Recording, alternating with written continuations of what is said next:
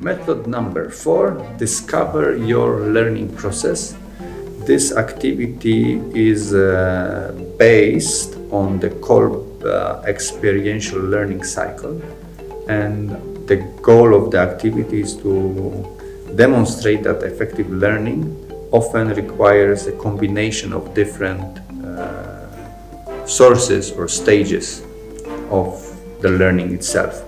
So here, besides the learning about the theory of Kolb's model, we also introduce the 4 types of learners, and then we set up stations, 4 stations in which a person can get information about learning something. And now this learning something, for the activities we have here, we propose 2.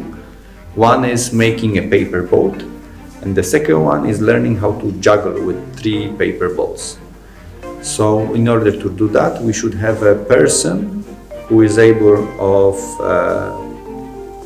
conducting or be the living example of this activity. Second station is related to visual or text, so there should be a place where there is a precise description of how to make a boat or a precise description of how to juggle, but you can choose also any other activity which you would like to introduce into the method here.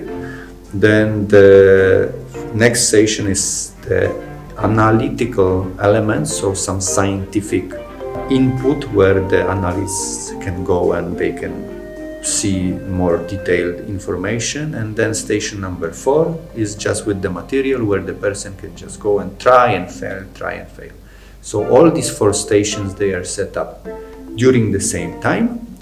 And then we say, okay, now you have half an hour to learn that skill, and you can choose, or the best, you can go to all the 4 of the stations and you can see which station gives you suits you the most in terms of learning.